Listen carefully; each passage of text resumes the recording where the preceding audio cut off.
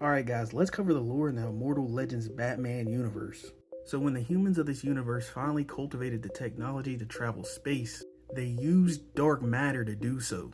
Now this opened up a whole bunch of opportunities to see new places and gather new resources. But when dark matter was first used, it shattered the barrier between the universe and the universe's shadow.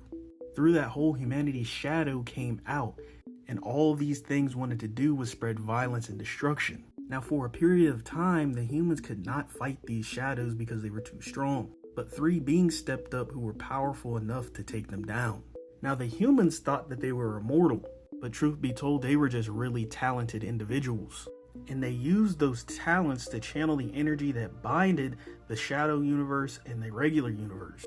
And those energies were used in three different ways: the way of the Robin, the way of the Bat, and the way of the Nightwing. With two separate sides of that energy being light and dark. The way of the Robin used more of the light side, obviously the way of the Bat used the dark side, and the way of the Nightwing combined the two for an equal balance. Now people thought they were immortal because they've been around since the first breach, but the teachings of all the immortal legends were just passed down and taught to other individuals. For example, Stephanie Brown just passed the mantle of Robin to Tim Drake. Harper Row just passed on the mantle of Nightwing to Dick Grayson. And we find out that the mantle of the Bat had just been passed down to Bruce Wayne. Bruce Wayne's parents died in a shadow attack, and people had their doubts that he could become a great immortal Batman. But he proved himself to a mentor and was great.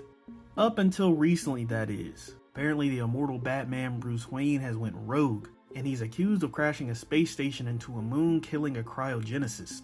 So the guy who passed the mantle to Bruce is actually giving the mantle to his son. His son's name is Thomas Elliot, and we know him as Hush in the main universe.